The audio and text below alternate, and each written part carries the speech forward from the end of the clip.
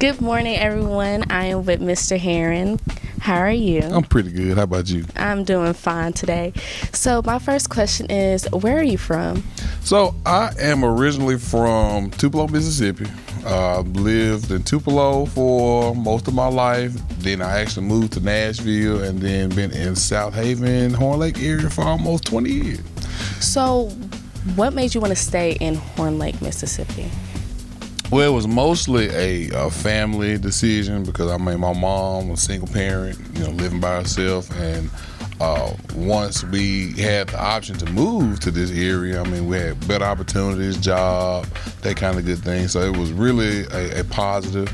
Moving into this area, we had a lot of opportunities from school-wise with activities and things that I felt like would be really, really good. Even looking back, it was a great move, I think. So before you became a principal, what were you? So I can go down the list of a little bit of everything I used to do. Well, even graduating from high school, I used to have a little part-time job working at Captain D's. Did a part-time job. I actually worked at Payless for a little while, and just a lot of the old retail stores. I was a store manager at Route 21. That's some of y'all favorite stores. Outside of that, I went to school, actually started majoring in business, which after my second year, I actually changed my major into education. Everybody was saying I would be a good teacher. I really didn't think I was going to teach, but I decided to step out there and actually do something that I felt like I could enjoy. Once I did that, I changed my major into education, and it felt like my life changed for the better once I changed into education and just doing a lot of things that was beneficial to me. I had opportunities, the scholarships that opened up, and just being able to work with youth regularly and being able to actually inspire other people. So I taught for a total of probably seven years. Then I've been assistant principal for the past 3. So before you became an assistant principal, I remember you going to South Haven. So how would you compare South Haven to Horn Lake? Honestly, I enjoy Horn Lake way better than South Haven, and I know a lot of people would say that too. I think the difference here with the type of students and the relationships with, we have with our students and building positive relationships, being able to communicate. Also being able to connect with a lot of the teachers, I think that's been a really, really big benefit from being here. I tell people all the time, I think our students are probably some of the best students that get overlooked sometimes because they may think, Horn Lake is a bad area, things like that. But I honestly think that I've probably grown more as an educator being in this area, being able to work with our students and being able to see the growth and all the positivity that's been here at Horn Lake. So would you say that your favorite part of this school is the students? Most definitely. Every day when I get here, I like to see a lot of faces. I like to see a lot of the students talking to me during the day and being able just to actually have a conversation and being able to talk about things, just personally, how the day going, the style, like your shoes, and just, really being able to connect on a deeper level because you just don't know how far that connection may take you. I like being able to, learn my students, learn their names, and actually get to know them a little bit so they know that they actually have people in their corner that's rooting for them, that's willing to help them throughout their whole education experience, and it really be a good thing. So what is a piece of advice that you would love to give your students that are watching right now? Piece of advice, I think one of the biggest ones I can say right now is always constantly keep exploring opportunities. You never know what may be available for you. No matter what you decide to do, never give up on what you feel like you want to do, but always keep options open. That's what I had to do.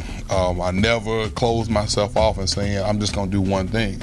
But if you see a little ray of light in something that you say, hey, I want to try it, try it out. If you want to go for a scholarship, if you want to go for a particular job or some type of work experience, just do it. Just don't even look back. Don't even second guess why. Just push yourself and do it. If you can do that, and I feel like if a lot of our students do that, I think that'll be a big piece of seeing more growth in our students and more growth in the people around us. So how would you compare your experience as a student from whenever you went to school to being a principal now? Oh, completely different. Completely different.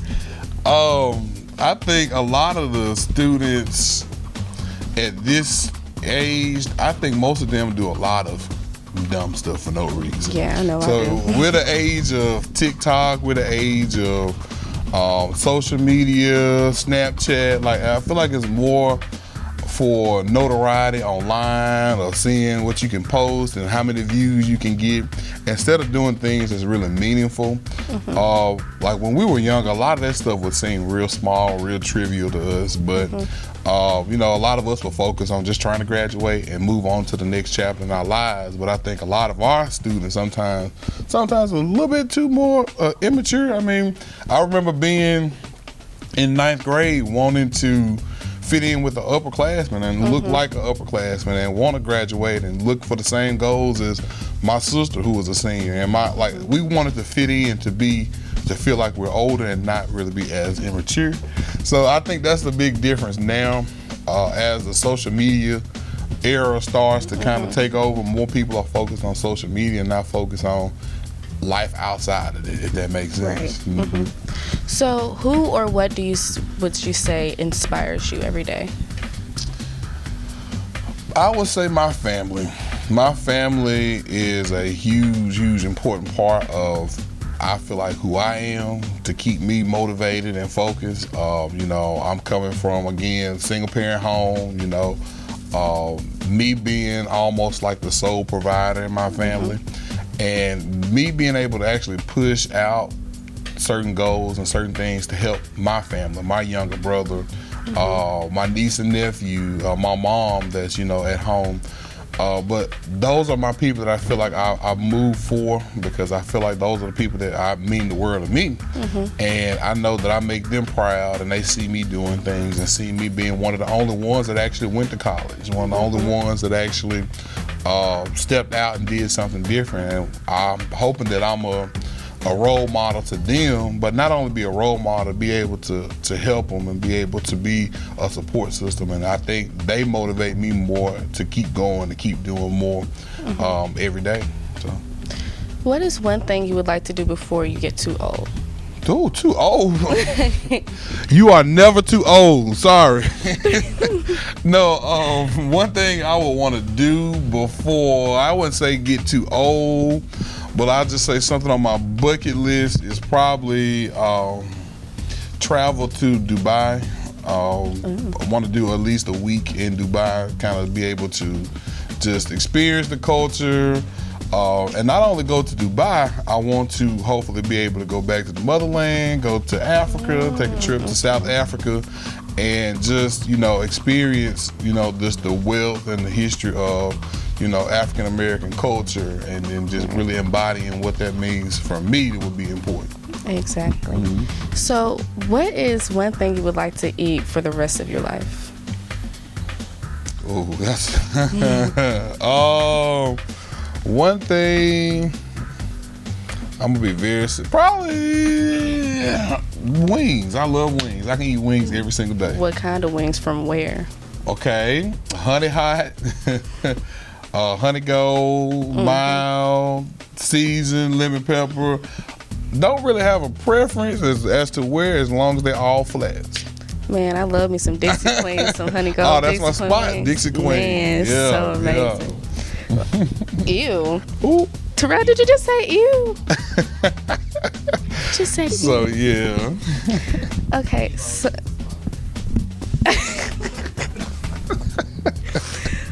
what is something that students may not know about you? Oh, well, I think it's mostly everything I don't think most of it, but everybody probably know I have a cheer and dance coaching background. I actually have been coaching cheer and dance competitively, community-based for close to 12 years now. So most people know like all styles of dance.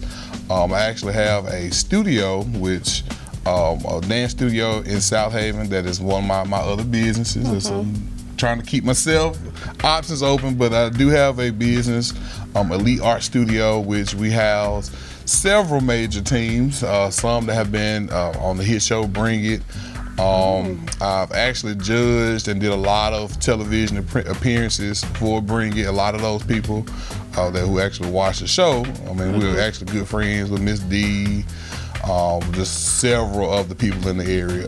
Outside of that, of course, I had a wide variety background from sports and actually fine art. So I actually did a little bit of singing, a little bit of plays, do play production sometimes on the side at Atlanta Center.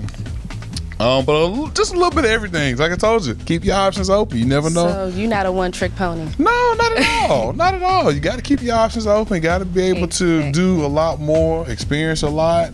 You just never know what options are there for you. But again, don't limit yourself. You never know what's out there for you and what you can do. So always constantly keep growing and keep wanting to do more. Well, thank you so much for all that information about yourself. I hope you enjoy the rest of your day. I appreciate it.